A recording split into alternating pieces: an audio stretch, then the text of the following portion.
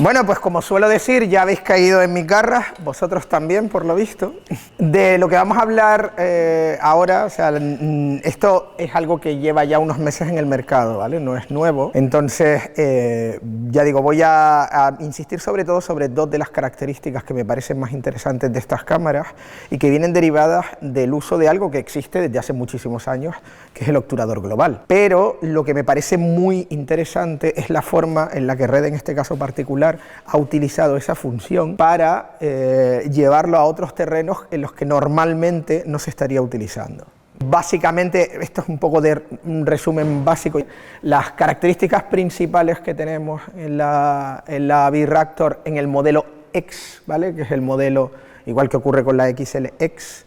Características principales, la mayoría ya estaban en la Raptor original, ¿vale? Pero veréis que todo lo que tiene que ver, o todas las novedades verdaderamente destacadas, tienen que ver con la diferencia esencial, que es esta de que se está utilizando un obturador global. Es un sensor VistaVision con obturador global. El sensor es completamente, además tiene que ser, y lo vamos a explicar, completamente nuevo. O sea que no es meramente, esto no es, y lo quiero dejar muy claro, una actualización de firmware. Esto es un rediseño del sensor por completo, un rediseño de toda la circuitería. El diseño sigue siendo aquel al que estamos acostumbrados con Red, o sea, no tengo que deciros a estas alturas que las cámaras son compactas y ligeras, porque es que se ve, ¿vale? Con montura de bloqueo tanto en RF como en PL, luego hablaremos de una montura aparte con NDs incorporados, y lo que más nos interesa hoy es hablar de aquello a lo que Red llama el Global Vision, que es un poco la aplicación de este obturador global en dos tecnologías concretas, que son las altas luces extendidas y el Phantom Track. Y bueno, pues podemos llegar en este caso hasta 8K 120 fotogramas por segundo, máximo 800 megabytes por segundo. La cámara tiene un panel lateral para todos aquellos que somos así de ortopédicos y seguimos queriendo tocar botones y no siempre nos hallamos bien con una pantalla táctil o queremos combinar varias cosas. Y bueno, el Red Code RAW, que es el RAW con compresión que utiliza Red, que es un RAW que utiliza una transformada de undícula. Eso sí que no voy a entrar a explicarlo hoy porque sería bastante largo y no viene a cuento, pero baste con decir que es un poco la misma manera, muy a grosso modo, de comprimir que utiliza, por ejemplo, un JPG 2000 en un DSP, ¿vale?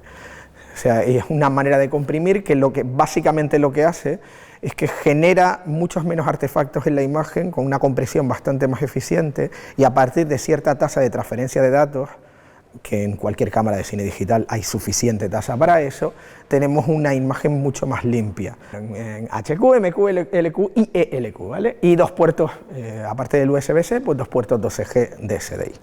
Pero entrando en chicha, ¿vale? El sensor tiene la misma diagonal del sensor anterior, son 46,31 milímetros, ya sabéis que Red, los sensores no son el tamaño estandarizado al que estamos acostumbrados, sino que el VistaVision tiene sus propias dimensiones, y es un sensor, como veis, con una diagonal muy grande, ¿vale?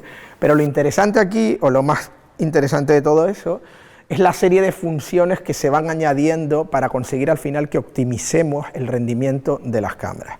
La primera de ellas es que en el espacio que hay entre, como veis ahí, la montura y el propio plano del sensor, se ha ampliado mejor, las trampas de luz que hay alrededor son mejores y está optimizado para que haya menos luz parásita y directamente tengamos un poquito más de contraste en la imagen.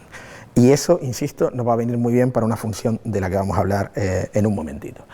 Así que entremos ya en lo que llama Red Global Vision, ¿vale? El Global Vision no es otra cosa que las tecnologías derivadas, en el caso de las nuevas Red, tanto ya desde la Komodo X a la B-Raptor X y ahí vamos, B-Raptor XLX. Y todos conocemos cómo funciona esto, pero a lo mejor no conocemos las consecuencias o las causas de ciertas cosas, ¿no? El obturador rotatorio, que es aquel al que estamos mucho más acostumbrados en cámaras de captación digital, es este que veis a la izquierda, y es un sistema de barrido de imagen que va de izquierda a derecha y de arriba a abajo de forma progresiva. Y luego tenemos el obturador global, que capta básicamente la información de cada fotodiodo simultáneamente, al mismo tiempo. Hasta aquí es muy fácil de entender, y la pregunta que todos nos podemos hacer desde hace años es ¿por qué seguimos utilizando obturadores rotatorios en lugar de un obturador global? Siempre ha habido dos limitaciones muy claras. Primero, se ha limitado a tamaños de sensores de Super 35, y segundo, en el momento en que una de estas cámaras incorporaba o bien una opción para obturar de forma global o bien un obturador dedicado o un sensor dedicado para obturación global, esto implicaba siempre sacrificar latitud, ¿vale? ¿Por qué pasa eso? Bueno, habría que aclarar varias cosas. Primero, ¿cómo funciona realmente un obturador rotatorio? Hay como dos fases realmente en esta obturación. En primer lugar hay un pulso eléctrico, que es el que hace que se exciten cada uno de los fotodiodos y reciban la información, pero desde que se emite ese pulso eléctrico hasta que se lee la información de la imagen pasa un tiempo. Ese tiempo son milisegundos y es el tiempo de respuesta del obturador rotatorio. Ese tiempo es crucial, y todos lo sabemos, si vamos a hacer panorámicas muy rápidas o si vamos a tener imágenes delante que pasan a cierta velocidad, etcétera, etcétera, etcétera. Insisto, ¿por qué optar por esto en vez de tener toda la información al mismo tiempo? Bueno, pues por varias cosas. La primera es aquello a lo que llamamos el factor de relleno de los fotodiodos. ¿Y en qué consiste exactamente esto del factor de relleno de los fotodiodos? Pues es una manera de medir, entre otras cosas, la eficiencia que tiene la captación de luz en cada píxel. Cuando trabajábamos con sensores o dispositivos de carga acoplada, o sea, los SDs de toda la santa vida, básicamente el esquema que tenían, imaginemos que esto es un sensor, que las líneas son rectas, y lo que ocurría en un dispositivo de carga acoplada, es decir, en un CSD, es que toda la superficie de aquello a lo que llamamos píxel, que si me pongo tiquismiquis, un píxel en realidad solo existe a la hora de monitorizar, pero toda esta superficie es susceptible de captar luz. Lo que capta básicamente son fotones que le están llegando. Le llegan fotones y aquí esto por filas y columnas, esa información pasa en un CSD a una serie de uno o varios conversores externos que se llaman conversores analógico-digitales, ¿vale? Para entendernos, esto lo que hace es convertir la información lumínica, ¿vale?, en algo que pueda masticar el procesador, o sea, en información eléctrica binaria, en unos y ceros, ¿vale? De ahí que sea, y el conversor analógico digital tiene una profundidad de color, bla, bla, bla, de una serie de bits. Bien, cuando esto sale fuera, requiere un tiempo. Cuanto más tiempo requiera, más tardamos en procesar esa información. Cuanto más tardamos en procesar esa información, más artificial va a resultar la información, sobre todo la información de color. Diría, aquí hay algo que es como artificial, ¿no? O este color no está del todo. Por lo tanto, cuando se trabajaba con este tipo de sensores, lo que había que conseguir era velocidades muy rápidas de transmisión de la electricidad de forma analógica a los conversores analógico-digitales, y esto tiene un coste. Con los sensores CMOS no es normalmente, hay una excepción además muy destacada, pero con los sensores CMOS normalmente no es así. La arquitectura de un sensor CMOS, por regla general, lo que tiene es una parte muy importante, cada vez más grande, del píxel que sí que es susceptible a captar luz, y luego el resto de esa superficie está dedicada a procesar la información y a convertir, a hacer una conversión analógica digital en cada píxel, de manera que es mucho más rápido en ese sentido. Cuando tú haces esto con un CMOS, la ventaja es esa, la desventaja es que no estás captando la misma cantidad de luz y por lo tanto a priori no tienes la misma cantidad de señal, y si no tienes la misma cantidad de señal no tienes la misma latitud, ¿vale? Entonces, bueno, esto evidentemente está muy superado a día de hoy por muchas cosas. ¿Por qué? Porque, entre otras cosas, aparte de que la circuitería asociada a cualquier tipo de arquitectura de sensor CMOS se ha miniaturizado hasta extremos imposibles, además hay sensores retroiluminados, con lo cual toda esta circuitería está por debajo de la base de silicio del sensor y no molesta, ¿vale?, y se puede captar mucha más luz. Pues también existe la disposición de una serie de microlentes en la parte delantera, que vamos a decir que son como una suerte de lupas, y si este es el píxel y este es el fotodiodo, la superficie sensible a la luz, lo que hacen las microlentes es capturar toda la luz posible que se iba a desviar, iba a caer por fuera, y dirigirla exclusivamente a esa parte sensible, con lo cual no perdemos señal y no estamos enviando la luz a la parte donde está la circuitería. Esto es arquitectura de sensor CMOS muy básica. ¿Qué ocurre? Que cuando nosotros estamos trabajando con un obturador rotatorio, entre ese paso que hay desde el pulso eléctrico hasta que se hace la lectura, hace que esto se pueda hacer de manera mucho más eficiente porque pensad que nosotros estamos exponiendo, por ejemplo, esto que tenemos aquí detrás, y la cantidad de luz que necesitamos para tener detalle de cada uno de los elementos que hay aquí detrás es diferente. No es lo mismo la cantidad de información que necesito aquí que la cantidad de información que necesito en la empuñadura de los palos de golf. Si yo necesito ver detalle de la empuñadura, voy a necesitar más tiempo que la cantidad que necesito para esta parte de aquí que está completamente iluminada. ¿Qué ocurre cuando nosotros vamos captando luz con un obturador rotatorio? Esto se puede manejar de manera más o menos eficiente, porque no se está leyendo todo al mismo tiempo. Pero cuando tenemos un obturador global, en el que estamos recibiendo toda la información al mismo tiempo, es más susceptible de que haya contaminación cruzada entre píxeles, de que vaya la información que tiene que llegar a uno porque es el mismo tiempo para todos, llegue al otro, ¿vale?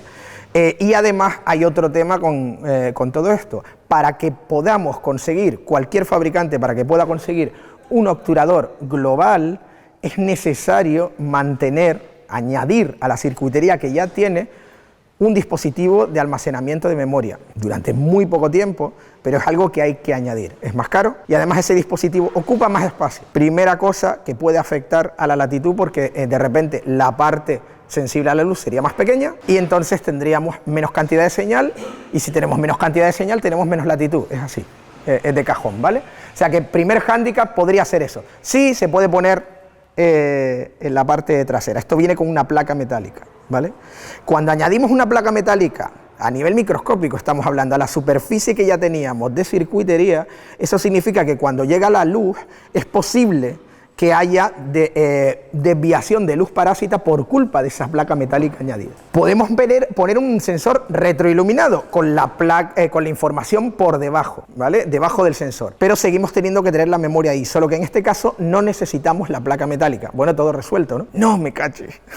No todo resuelto, porque entonces la luz llega directamente y cae sobre la superficie de esa memoria, y entonces la degrada. Esto en físicas muy básicas se llama el efecto Joule. Lo que ocurre es que, y esto pasa cuando la exposición es más prolongada, el factor tiempo todavía favorece que esto sea aún peor, que la imagen se degrade, y entonces tenemos un tipo de ruido que suena muy cool, pero que no nos interesa nada, que se llama el ruido, perdón, tengo que poner una voz aquí, ¿vale?, de corriente oscura. Entonces, el ruido de corriente oscura o corriente de oscuridad, ¿vale?, es el que se genera porque todo circuito que esté captando luz, incluso cuando no está recibiendo información de luz, tiene una base mínima de ruido. Y cuando va pasando más tiempo, y sobre todo cuando se va calentando el circuito que hay debajo, lo que ocurre es que ese ruido es mayor. Ese ruido que hemos dicho que se llama todos corriente oscura. A ver, un poco de participación. Bueno, pues esa es un poco la idea, ¿vale? O sea que acabo de sumar muy brevemente algunos de los motivos por los cuales hacer un obturador global es tecnológicamente un poco más complejo, es más laborioso, es más farragoso y normalmente hace que tengas menos latitud. Y de hecho otros ejemplos que ha habido antes en el mercado tenían tradicionalmente una pérdida de 2 stops, 2 pasos de latitud, ¿vale? Así que cuando llega Red y te dice, pues hemos sacado un obturador global y tenemos la misma latitud que el sensor anterior, pues uno tiene que ver si esto es verdad, ¿no? Cosas que han pasado en medio. Claro, se ha disminuido la circuitería mucho más de lo que habíamos hablado. Los procesados son mucho mejores. Las microlentes hacen que no llegue luz a esa parte de la memoria que provocaría todo eso. O sea que hay un montón de factores que ayudan a que pensemos que a día de hoy es mucho más factible hacer un obturador global con la misma latitud que hace 3 años, o que hace 5 años, o que hace 10 años. La manera más fácil de ver la diferencia, se ve muy rápido además, entre un sensor con obturación rotatoria o con obturación global, es asociar a la propia tapa de la cámara un LED que vaya a 300 ciclos por segundo y ver exactamente una mera luz cómo lo lee, ¿no? Esto sería una captura de cómo lo capta la Raptor estándar, ¿vale? Y tened en cuenta que la velocidad de lectura, que se mide en milisegundos, como veis ahí, de una Raptor estándar es de 8 milisegundos, que no está nada mal, ¿vale? Ahora bien, evidentemente, si comparamos esto con la Raptor X, pues como es lógico, por otro lado, tampoco es que esto sea ciencia infusa, con un obturador global esto es lo que tenemos. O sea que, básicamente, ya sabemos lo que eso significa. Cuando estamos, pues el tañido de las cuerdas o de algo oscilatorio en la imagen, ¿no? Algo que sobre todo con la compresión tradicional es algo que todo el mundo teme. Entonces, evidentemente, con un obturador rotatorio vamos a tener este efecto, que parece que la cuerda es una serpiente, y con el obturador global no nos va a pasar esto. Si tenemos luces estroboscópicas o flashes y demás, pues ya sabéis lo que pasa. O sea, esto lo hemos sufrido todos, una y mil veces, ¿vale? Entonces, claro, para arreglar eso, antes de poder arreglarlo en las cámaras, hemos tenido que recurrir a los señores que hacen las luces para que nos hagan distintos tipos de efectos que se pudieran sincronizar con la cámara, pero esto es lo que yo me pregunto cuando llego a probar la cámara, ¿no? Es decir, ¿realmente nosotros vamos a tener la misma sensibilidad? ¿Esto es posible? ¿Es factible? ¿Es tal? Bueno, pues es relativamente fácil de medir y lo hemos medido. Entonces, lo que ocurre aquí es que hay que medir con mucho cuidado y ver exactamente cuáles son las diferencias, porque, ya digo, sobre todo te puedes encontrar con que en bajas luces haya una acumulación mayor de ruido y tengas este ruido de corriente oscura y demás que genere, porque aunque tengas la misma señal, si tienes más ruido tienes menos latitud. Bueno, las diferencias son inferiores no solo a un tercio de paso, sino que son inferiores a un décimo. Es decir, que en la práctica, para ser claros, no hay diferencia. Estoy diciendo las cosas como son, de pruebas independientes, ¿vale? Y esto es lo que es. No hay, virtualmente, efectivamente no hay diferencia. Hay cosas que añadir aquí. En el tema de las sombras en términos generales, los modelos X son más limpias, pero a un nivel brutal, y además con unas sombras muy limpias, que luego hablaremos con eso más, pero vamos, os puedo decir que tranquilamente en nuestras pruebas, y a 7 stops por debajo, la información es, claro que hay ruido, pero es ruido completamente eliminable, y la información es perfectamente recuperable, y en una carta de grises específica de exposición puedes separar cada uno de los parches de negro sin problema. Esto es excepcional, o sea, no suele pasar, ¿vale? Entonces, las sombras son todavía más limpias en la X, y el color es más neutro, porque una cosa que le pasa a cualquier cámara cuando haces una subexposición severa es que el ruido tiene una dominante, una dominante en el eje del delta V, o de la desviación de la curva de Planck, es decir, o va a ser verde o va a ser magenta, para entendernos, ¿vale? En la Raptor, por ejemplo, a partir de 5 pasos, y que quede claro esto, que en 5 pasos de subexposición haya una dominante de color, no es que digas qué pena, es que es de cajón, ¿vale? Te va a pasar con cualquier cámara del mundo, y de hecho aquí te pasa incluso menos. Pero en la Raptor, por ejemplo, hay una dominante bastante pronunciada magenta. Insisto, uno no trabaja subexponiendo 5 pasos. Y luego tenemos el tema de la X, y tiene una dominante mucho más leve y mucho más ligera, y hacia el verde. No sé vosotros, pero yo, en el caso hipotético de que la he fastidiado de una manera brutal y he hecho una subexposición sin pretenderlo de más de 5 pasos, y tengo tonos de piel en el plano y son tonos de piel perfectamente recuperables, como hemos dicho, prefiero una dominante verde bastante más que una magenta. Y además es mucho más leve, ¿vale? O sea que estamos hablando de que no solo es que esté a la par el obturador global en términos de latitud con el obturador rotatorio, es que de hecho es más limpio y tiene más ventajas, ¿vale? O sea que esta es un poco la idea, que tengamos claro que esto, medido de forma independiente, es una diferencia importante. No solo dices, tengo las ventajas ya de un obturador global, sin la desventaja que siempre hemos asociado, sino que de hecho es mejor. O sea que es un logro considerable, ¿vale? Pues bien, ¿qué pasa en altas luces? Pues en altas luces las dos cámaras, tanto la Raptor como la Raptor X o la XLX, clipean exactamente a la misma altura, no hay diferencia. O sea que en ese sentido otra vez han conseguido tener la misma latitud, pero a partir de 4 pasos de subexposición hay una ligera diferencia también en la fidelidad de la reproducción del color. Es decir, que si bien, y esto pasa también en la mayoría de las cámaras, la Raptor, cuando sube de 4 pasos de subexposición, que es lógico, ya el color no tiene la misma fidelidad y no mantiene exactamente el mismo color, con los modelos X sí, los mantiene hasta que clipea. O sea que, de nuevo, otra ventaja. O sea que ya hemos dicho que básicamente misma latitud, o sea que en términos de latitud igual, más una serie de ventajas. Solo que además, cuando decimos en términos de latitud están iguales, estamos obviando la primera característica esencial que implica el Global Vision dentro de la gama de red, que es el as en la manga que tienen las X, el modo de altas luces extendidas, ¿vale? Este es un modo con el que en realidad, con su precedente, probablemente ya estéis familiarizados. ¿vale? Porque su precedente es un modo que estaba ya en las cámaras de segunda generación de red, que se llamaba el HDRX. ¿Qué era esto? No sé si alguien ha trabajado con el HDRX. ¿Qué era esto del HDRX? Bueno, básicamente el HDRX es algo parecido a un bracketing, es decir, es una serie de exposiciones múltiples. No son exposiciones simultáneas, sino que hay un tiempo de exposición diferente para cada uno, suficiente para que el ojo humano no se dé cuenta, y como estás mezclando distintas exposiciones, pues en la práctica estás aumentando la latitud. El HDRX era una ventaja considerable, pero tenía problemas también que no tienen que ver con otra cosa que con el mero hecho de que son exposiciones múltiples hechas en tiempos diferentes. Entonces, pues digamos que verdaderamente para sacarle partido al HDRX tenías que limitarte a planos muy estáticos, a personas que se movieran muy lento. Ya digo, las luces no podían estar moviéndose demasiado y por supuesto olvídate de que hubiera movimientos de cámara muy locos, ¿vale? Esto es lógico.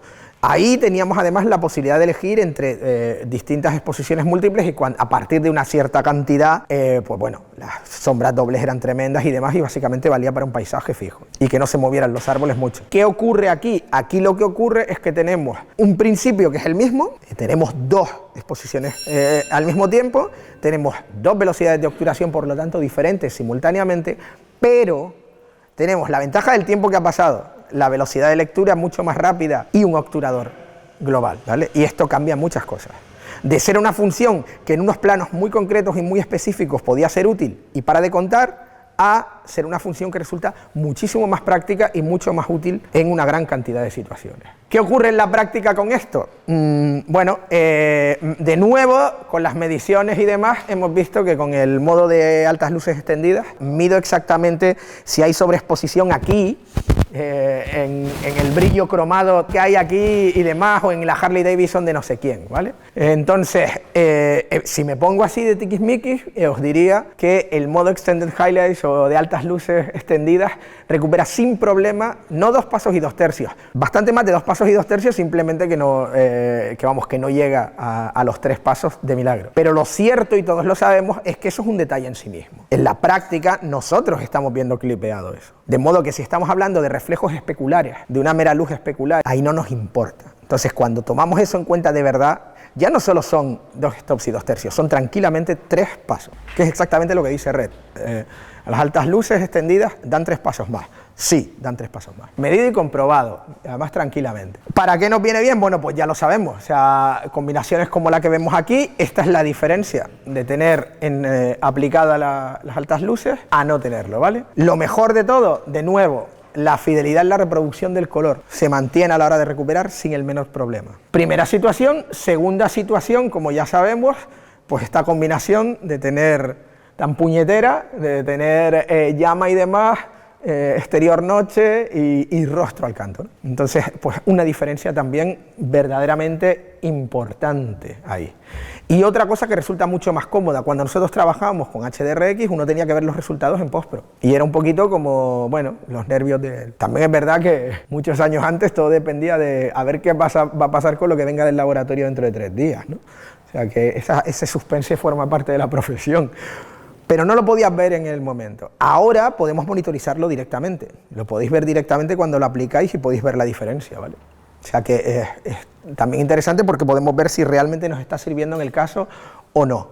Evidentemente, tened en cuenta que estamos haciendo 2 exposiciones. Eso significa, como es completamente lógico, que el ISO máximo al que podemos trabajar pasa a ser la mitad, que las velocidades a las que podemos trabajar pasan a ser la mitad y que la cantidad de datos que estamos transfiriendo, la tasa de transferencia de datos, pasa a ser el doble. Es verdad que probablemente con algún otro fabricante el hecho de decir que todo esto, pues las velocidades de grabación, por ejemplo, pasan a la mitad, dices, me voy a la mierda.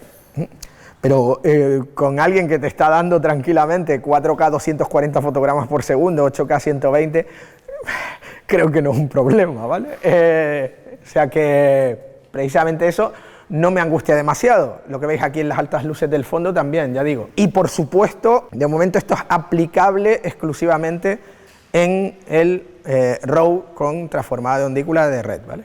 En el Red Core RAW. Si trabajamos en ProRes, que también se puede hacer con la cámara, pues en ProRes no se puede aplicar como un metadato, porque lo importante de todo esto es que es un metadato y nosotros llegamos a Postpro y le damos una pestaña y podemos quitarlo, ponerlo y verlo todas las veces que queráis. O sea que simplemente queda como metadato. Diré más, se puede activarlo en la cámara y luego exponer tranquilamente, exponer para el modo normal, no para el modo de altas luces extendidas, es lo que yo haría. Y luego dices, esa ventana del fondo que me está quemando y tal, y por lo que sea no tengo los NDs para la ventana porque no da tiempo, modo de altas luces extendidas, o lo puedo tener encendido y verlo en Postpro. Y diré más, en Postpro hay determinadas cosas que en monitorización en directo parecen más agravadas y sin embargo en Postpro cuando lo ves te das cuenta de que no. Voy a hablar ahora en un momento de qué es eso. ¿Me ibas a preguntar algo? Te iba a preguntar, entonces un fotograma que estamos obturando a un 48avo de segundo para sí. el cine, por ejemplo, ¿van a ser 2 fotogramas a un 24? No, no va a dividir por la mitad, lo que va a hacer es una obturación mucho más rápida, además de la que tú has hecho, ¿vale? Va a ser una doble, ¿vale? O sea, no, pero no te va, la obturación sí que no te la va a cambiar. La tuya, la que tú has elegido, no te la va a cambiar. Esta es un poco la idea, ¿vale? Y aquí tenemos, os he dejado aquí una lista de las velocidades, ya sabéis, ¿no? No voy a entrar demasiado en eso.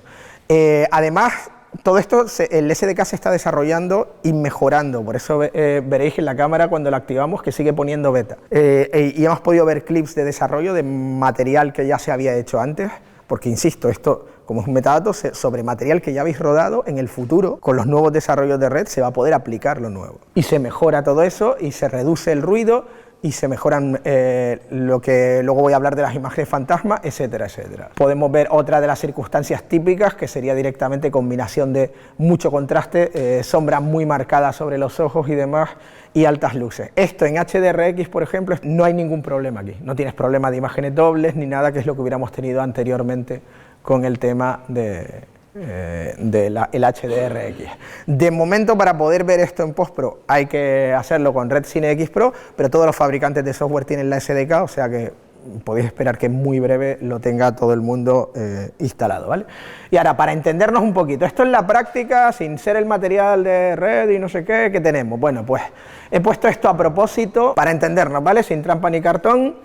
Archivo en log, no hay nada tocado. Estamos aquí con la Virraptor a ISO 800, con una Light Cine Prime, que luego veremos que es interesante eso y por qué. 8K 17:9 a 5:6, pleno solajero impresionante pegando, ¿vale? Y sin aplicar las Extended Highlights, y aquí podéis ver el forma de onda correspondiente, ¿vale? Lo mismo, pero aplicadas las Extended Highlights. O sea, no solo el detalle, la imagen la he dejado en logarítmico, con lo cual no es que vayas a ver, se nota perfectamente la diferencia, pero es que fijaos en el forma de onda, ¿vale? Y esto en una circunstancia que es sin Matchbox, o sea, todo a propósito para joder, así de claro, ¿vale? O sea que ahí veis la circunstancia. Esta es la idea. Funciona muy bien, es mucho más práctico que el HDRX, va mucho más allá, tiene muchas más aplicaciones. Hay que tener una serie de precauciones, seguimos trabajando con una exposición múltiple, ¿no? ¿Qué precauciones habría que tener? Primera, lo que acabo de contar, o sea, estamos trabajando básicamente con 2 velocidades de obturación, la que tú has elegido y la que está haciendo más rápida la cámara, para tener la segunda. Entonces, si tenemos una circunstancia en la cual, por ejemplo, este plano de aquí, pues tenemos luces moviéndose a toda velocidad y tenemos 2 velocidades de obturación diferentes, pues vamos a tener artefactos en la imagen. ¿Cuán soportables o cuán menos, teniendo en cuenta que la gente tampoco se va a fijar demasiado en si hay un artefacto o una dominante ahí en las chispas y demás? Bueno, pues ya depende un poquito de cada uno, pero estar van a estar, ¿no? O sea que hay que tener precaución con ese. Segundo, muy importante, cuando nosotros tenemos contraluces muy fuertes, que es una circunstancia en la cual vamos a usar las altas luces extendidas y hay un movimiento rápido, pues tenemos esta imagen que veis ahí, tenemos imágenes fantasma, ¿no? Con la propia luz, con el detalle de los árboles, cuando el sol pasa a través de los árboles, etcétera, etcétera, etcétera. Esto va a pasar. De nuevo, cuán soportable es, depende exactamente de cuánto sea el contraluz que tengamos. Aquí es donde es muy importante remarcar que hay una diferencia en cómo se ven esas imágenes fantasma de intensas en monitorizado en directo y cómo se ven en Postpro, que es mucho más suave y ves que tienes muchas más posibilidades. Aún así, es conveniente en este tipo de situaciones trabajar con mayor contraste, porque evita ese problema. Pues esto pasa y evidentemente cada luz está pensada, o cada óptica está pensada, perdón, para unas funciones y un look diferente. Y dependiendo de lo que se ha buscado, tenemos un look diferente que no es ni mejor ni peor, es directamente para lo que ha sido diseñada, pero esto influye y tenemos que tener presente cuando estamos trabajando con una función como esta. Pues por ejemplo, por no irnos a tal, comparando entre el mismo fabricante, ¿vale? Una comparativa de velo óptico entre distintas ópticas de Leitz. ¿Qué necesidades tenemos? Pues aquí tenemos, mismo fabricante, tres ópticas, tres looks completamente distintos. No podemos meterlos en el mismo cajón, ¿vale? Por un lado tenemos las Leitz Prime, ¿vale? Las Leitz Cine Prime, que son un poco, esto es un poco, no es del todo cierto lo que voy a decir, pero vale, como generalización, ¿vale?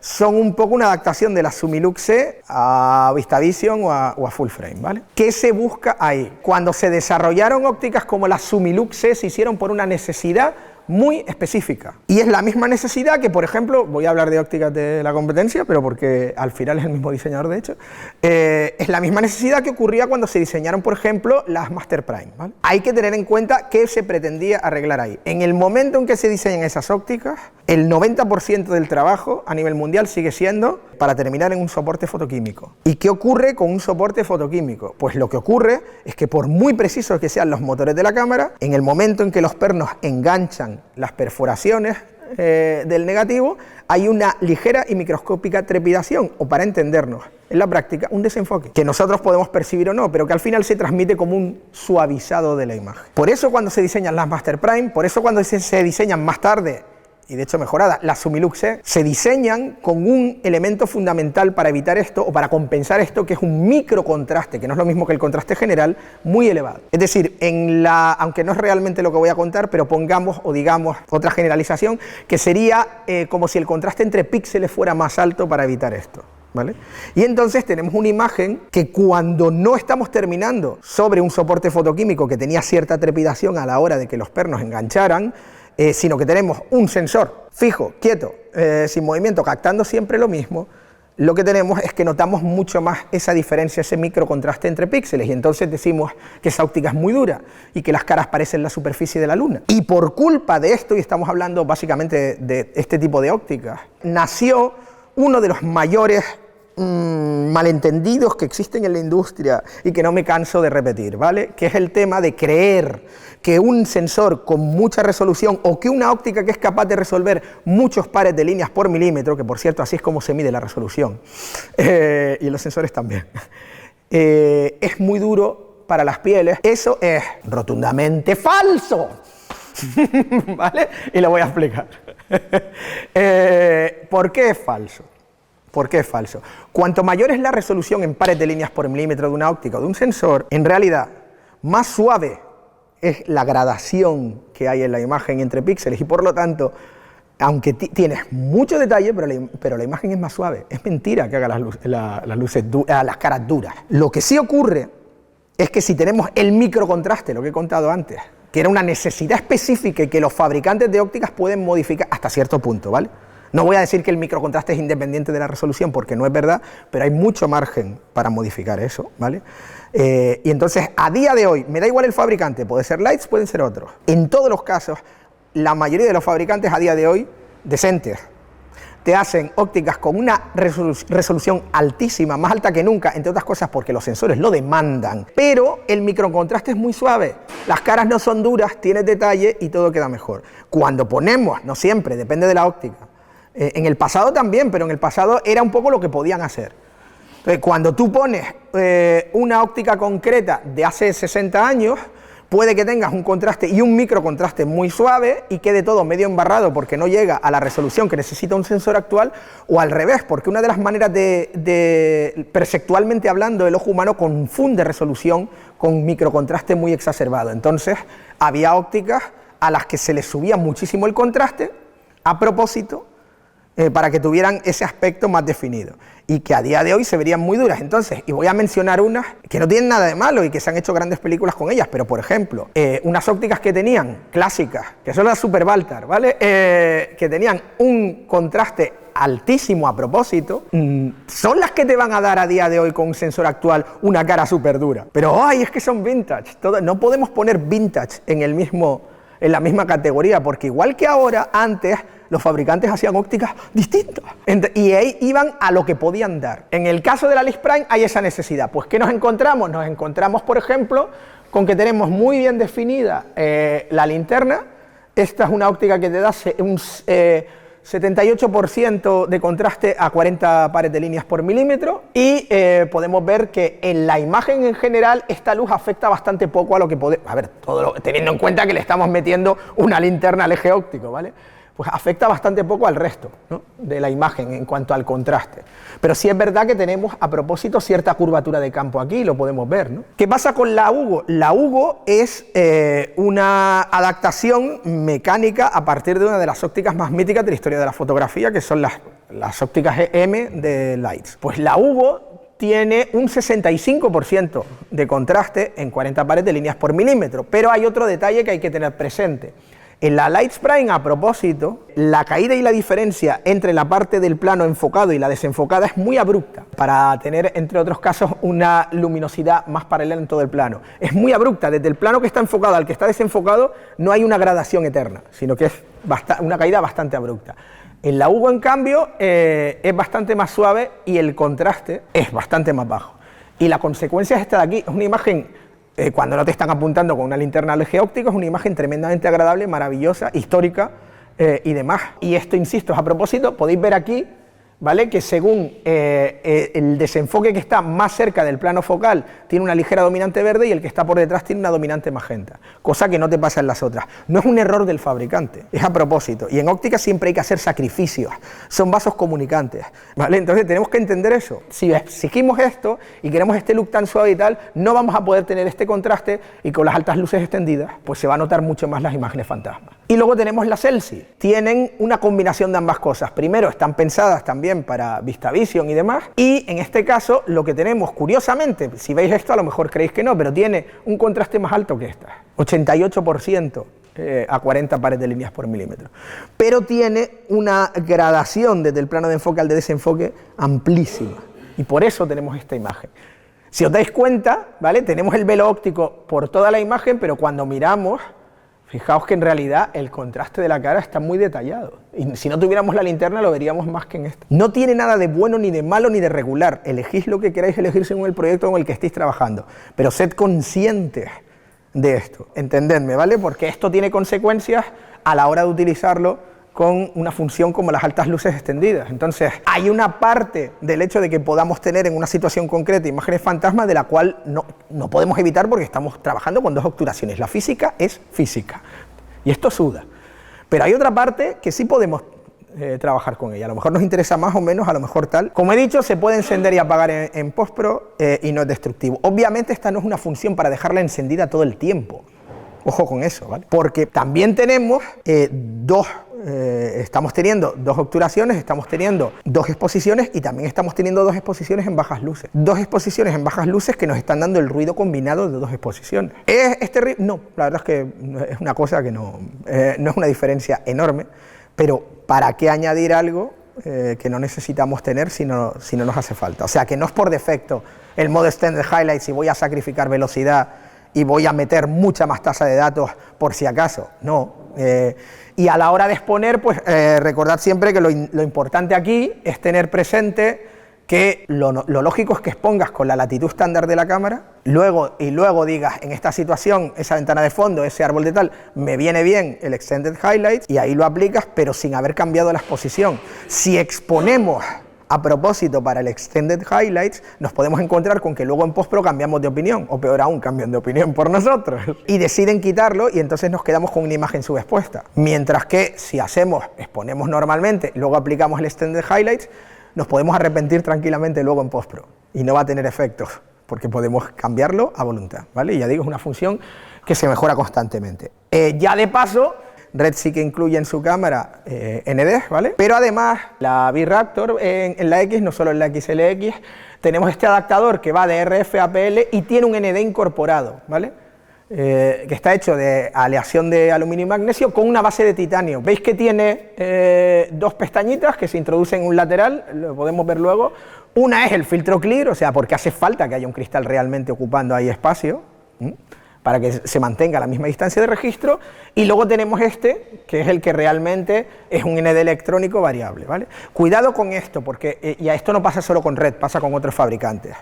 Muchos de vosotros os acordaréis de cuando salían los primeros filtros ND electrónicos variables, que nadie quería saber nada de ellos, porque era un horror, porque básicamente lo único que hacían era alterar la imagen y deteriorar la imagen para conseguir electrónicamente que subiera y bajara la intensidad de luz. Aquí veis que esto no pasa porque hay un cristal, ¿vale? Entonces, aunque de nuevo esto es una generalización y no es exactamente así, pero para entendernos es como si fuera un cristal líquido al que aplicamos electricidad para que tenga una opacidad variable, con lo cual no estamos afectando electrónicamente en nada al códec de la cámara ni a la calidad de imagen. Y tiene una ventaja añadida, y es que nosotros no tenemos que mantener exactamente los pasos milimetrados que tendríamos si fuera físico, con lo cual pues nos podemos permitir incrementos de un cuarto, de un tercio o de un paso, que nosotros determinamos, ¿vale? Se puede controlar manualmente, se puede controlar con el monitor de control de red, se puede controlar con la app Red Control, y se puede controlar vía web. O sea que más fácil imposible, y además os sirve de adaptador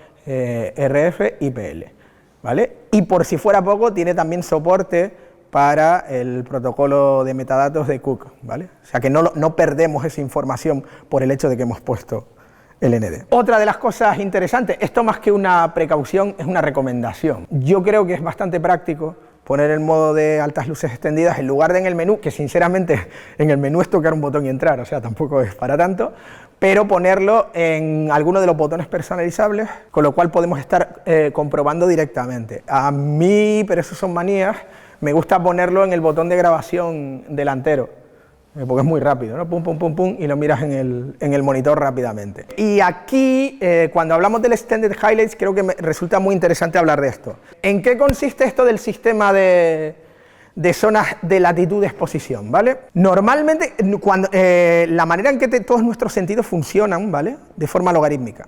Normalmente, Nuria, si tú tienes que medir luz, ¿con qué mides la luz normalmente en un set? Ajá, con un spot meter, ¿vale? ¿Y en qué mide el spot meter? En pasos, ¿no? En stops, claro. No es que sea lo lógico, ¿vale? Bueno, esta podrá ser mejor o peor, pero es la manera en la que vemos y la manera en la que medimos. ¿Qué pasa cuando entramos en un monitor forma de onda? ¿Qué pasa cuando entramos en un false color? Al que no le hayamos toqueteado nada. Pasa que nos encontramos con una medición lineal, no logarítmica. ¿Quién ve así? La cámara. La cámara ve de manera lineal. ¿Qué es esto? Es un spot meter en el monitor, de verdad, en pasos. No tiene más ciencia, es simplemente una traducción en pasos. Obviamente hay que tener la cámara en logarítmico, porque si no, ¿para qué la...? Y tiene una división, como veis aquí, el 18% de gris medio, y luego tiene, hay distintas versiones, pero se puede ampliar desde un tercio de paso hasta 3 pasos por cada uno de los parches que veis aquí. Cuando nosotros trabajamos con un false color, no solo trabajamos en lineal, sino que, a menos que nosotros lo personalicemos, del 57% al 97% que tenemos ahí, todas las pieles del mundo, ¿qué color tenemos ahí? El mismo, gris. No todas las pieles del mundo, porque hay algunas que son 45, pero casi todas las pieles del mundo, 6 parches de color que debería haber ahí y están gris, y además en lineal. Bueno, pues aquí no. Aquí están los 6 parches. Y además el código de colores, que puede parecer una chorrada, pero es muy intuitivo porque, aunque sea el mismo color, va cambiando de un poco más claro a un poco más oscuro, de manera que a la hora de mirarlo, rápidamente tu cerebro ya sabe que hay una diferencia de medio stop, ¿vale? Y está ahí, o sea que es un spot meter de todo el plano sobre la marcha en tiempo real, viéndolo en el monitor. Pues bueno, hay fabricantes que lo han añadido. En este caso hay un fabricante de monitores, Small HD, hay otro en realidad, pero hoy vamos a hablar de este, que lo ha añadido y es lo que tenéis puesto ahí, ¿vale? En su software, independientemente del modelo y tal, y lo han mejorado en la última, además para que tenga más latitud, la última ampliación, que es el PageOS 6, que está publicado desde el jueves pasado. Entonces, ahí lo tenéis, os animo a que luego intentéis usar las altas luces y además ver qué efecto tiene ahí, porque lo veis mucho más claro, ¿vale? Y ese es el único motivo por el cual estoy hablando de esto. O sea pero ya veis que todo aplicado llega a lo mismo, ¿vale? Primera función finiquitada, segunda y última, segunda función importantísima del Global Vision, derivada de tener un obturador global, el Phantom Track. Ya empezamos con los palabras, ¿no? Pero tranquilos, ¿cómo funciona el Phantom Track? Es fácil, es simplemente aplicable sobre el Ghost Frame. ¿Cómo? Perdón. Lo explico. El Ghost Frame, para los que no lo sepan, Ghost Frame es un software, básicamente, que básicamente se aprovecha de una cosa que todos sabemos, y es que en los entornos virtuales estos con los que estamos trabajando últimamente todo el tiempo, los volúmenes LED tienen una tasa de refresco mucho más alta que normalmente las velocidades con las que trabajamos con las cámaras a la hora de rodar, y desde luego mucho más que con la visión humana. Y aprovechan esto y dicen, vamos a ver, aquí hay unos actores que tienen que trabajar con un entorno virtual para que sea creíble, aquí hay alguien que está dirigiendo la foto que tiene que trabajar con eso, iluminar con eso y demás, pero aquí hay también unas personas que son responsables de todo lo que se mete detrás, de los impulsos, de meter tracking, de meter pantalla verde y demás. Como tenemos mucha más velocidad, nosotros podemos poner todo eso. Yo no lo voy a ver. La cámara no necesariamente lo va a ver a priori, salvo que le aumentemos la velocidad, y entonces sí. Y la gente que tiene que trabajar con la pantalla verde y con el track sí que lo va a tener, ¿vale? O sea que es una ventaja para hacer todo de manera mucho más eficiente y demás, pero tiene problemas. Cuando lo hacemos con cualquier sistema de cámara, esto requiere trabajar con el doble de velocidad y evidentemente todo se tiene que trabajar en postpro. No es algo que podamos monitorizar en tiempo real y demás. ¿Qué ha hecho Red? Pues aprovechar que tiene un obturador global para introducir esta característica que es el Phantom Track. El Phantom Track lo que hace es que captura los dos clips, el que necesita la gente de postpro y el que necesita el actor y nosotros, en el mismo archivo. Tenemos un archivo con dos clips separados. Así que tenemos una toma con el entorno virtual, otra con la pantalla verde en el mismo archivo R3D de Red. Insisto, no es algo que no puedas conseguir con otras cámaras, se puede conseguir, pero no así, no teniéndolo en el mismo archivo, no de forma tan limpia, y además estamos hablando de que por las velocidades en las que hablábamos, puedo tener dos capturas simultáneas hasta 8K a 60 fotogramas por segundo, ¿vale? Más interesante aún, este es el archivo que podéis ver, básicamente el nombre genérico que viene es el de siempre con Red, o sea, el número del rollo y tal, y luego por defecto viene el C como primero, ¿vale? Y veis que luego dentro de eso hay dos archivos que pesan exactamente lo mismo y que están hechos al mismo tiempo. El C, que sería el que tenemos la información o la chicha del entorno virtual, y el X, que es donde tenemos todo el track y toda esta historia, ¿vale? Pero una pregunta, sí. A niveles prácticos, ¿cómo tiras esos dos archivos? O sea, tú no tienes que hacer nada más que activar el Phantom Track. No vas a notar ninguna diferencia a trabajar. tengo proyectado el LED, Sí. tengo el actor, Sí. pero la pantalla verde yo no la veo y la cámara tampoco. Ajá. ¿Y cómo lo...? Buena pregunta, le he pagado para que me diga esto justo en el momento en que hay una diapo que lo explica. Entonces, ¿qué ocurre? Que veis que tenemos por salida SDI, los dos archivos los podemos sacar de manera separada y simultánea y monitorizar sobre la marcha. De manera que tenemos esto que ves aquí. Sí. Entonces tenemos, ¿vale? Nosotros, dirección, quien sea, tiene la información de esto, mientras que simultáneamente y al mismo tiempo, por un SDI separado, la gente que está allí trabajando tiene el otro. Claro, es que me ha venido genial que lo preguntes ahí. Sí. Entonces, pues esa es la otra ventaja. No tengo que esperar a, sino que lo estoy viendo simultáneamente, ¿vale? Esta es la idea. Y luego, ya para rizar el rizo, para la gente que tiene que hacer esto, partidos de fútbol, yo qué sé, todo este tipo de cosas, hay que tener en cuenta, por si alguien no lo sabe, porque esto ya existía, ¿vale? Hay el dispositivo Red Connect que se adapta en la parte trasera de las cámaras de Red y te permite sacar y emitir en IP a partir de fibra, ¿vale? Pues bueno, si nosotros combinamos eso, porque ya esto es otro tipo de historia, necesitamos una emisión en directo, sí es verdad que en cámara estamos limitados a grabar 2 tomas por archivo, pero si usamos el Red Connect, como tenemos una cámara que te puede dar 8K, 120 fotogramas por segundo, eso significa que cuando bajamos a 4K puedo llegar a 240 fotogramas por segundo y con el Red Connect puedo sacar simultáneamente 4 señales de 4K a 60 fotogramas por segundo. Obviamente, ¿vale? Si entendéis un poco, o he hecho un poco más o menos mi trabajo y hemos entendido un poco estas dos tecnologías, comprenderéis que no se puede aplicar las altas luces extendidas y el Phantom Track al mismo tiempo. Eso sí que no. O sea que, ya digo, esas serían las dos características más importantes en las que quería poner de verdad énfasis hoy, ¿vale? Añadido a eso, por supuesto, se ha mejorado, de nuevo, para quien necesite, y sabéis que estas cámaras en naturaleza, en documental, en tal, también se usan mucho porque son ligeras, compactas, te permiten gran resolución, altas velocidades, pues a veces necesitamos meter audio en cámara. Se ha cambiado completamente las placas de audio y se le ha mejorado la preamplificación, que esto suena, bueno, sí es lo que te dicen siempre y tal, pero lo cierto es que probando un archivo de audio con la Raptor y probando con esta, hizo falta subir 31 decibelios la ganancia en el de la Raptor para que pudiera compararse, y desde luego con un considerable, ¿no? Otra ventaja más para quien lo quiera usar. Y otra cosa que ha pasado desapercibida, porque esto pasó antes, las velocidades de obturación mínimas se han ampliado. Bueno, yo no he necesitado nunca trabajar a 1 partido 5,99, pero podemos conseguir ciertos efectos muy chulos en cámara, o más interesante quizá, esto puede ser extremadamente útil para timelapse. O sea que esa es una función que de hecho ya existía y que también podéis hacer en la Komodo X. O sea que la hermana pequeña también te permite hacer esto, y también podemos sacar toda esta ventaja. De nuevo, esto, bueno, no es algo que no lo tenéis en otras cámaras y demás, y ya existía antes, pero obviamente, y parte de toda esta tecnología que acabo de contar, depende de una cosa que se utiliza para hacer autofoco por diferencia de fase. Tenemos la mayoría de nosotros 2 ojos delante de la cara, ¿no? Que nos sirven. ¿Por qué los tenemos delante? Pues básicamente porque es la manera en que tenemos de medir distancias y velocidades. Es decir, el cerebro, que es con lo que realmente vemos, estos son 2 periféricos, pues lo que hace es comparar la imagen de la izquierda y la imagen de la derecha, y como sabe que hay una distancia siempre entre los 2 ojos exactamente de entre 63 y 65 milímetros, nunca más, me da igual los separados que tengáis los ojos, ¿vale? Pues sabe perfectamente la diferencia de fase que hay entre una imagen y la otra.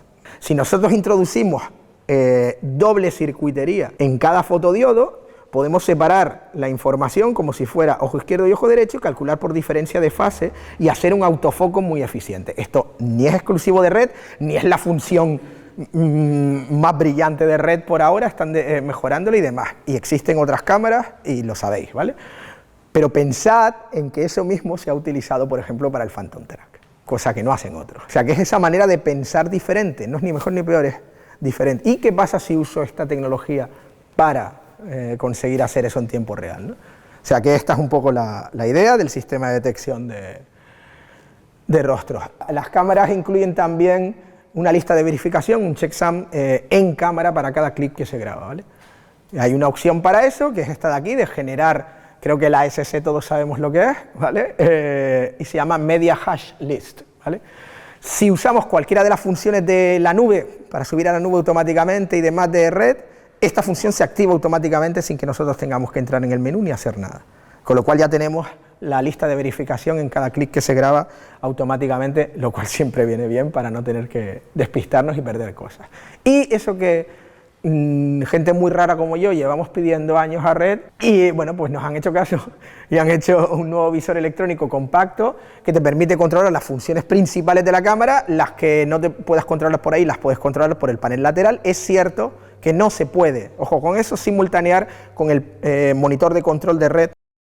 No puedes tener al mismo tiempo una cosa y la otra, pero sí que puedes tener cualquier monitor, por ejemplo de Small HD, que vaya con el software de Red Control de Red para controlarlo inalámbricamente y que esté conectado en lugar de al puerto donde va normalmente el de control a cualquiera de los SDI traseros, y entonces se puede tranquilamente simultanear una cosa y la otra, ¿vale? Y por supuesto, ya que he hablado de él, pues el software remoto de Red, que existe desde el principio, Red Control, y si vais a utilizar varias cámaras y hay que igualarlas y demás, pues el Red Control Pro. Por último, como las diferencias no llegan ni al milímetro, en peso son mucho más pequeñas todavía, de tamaño y demás, lo bueno es que todos los accesorios de las Raptor y de las Komodo valen para las Komodo X y para las Raptor X. Y qué pena, se ha acabado. Y aquí están las cámaras. No creáis lo que os dice un tipo que tenéis delante, probadlo vosotros, siempre probadlo vosotros, ¿vale? Y hasta aquí, gracias por soportar el rollo.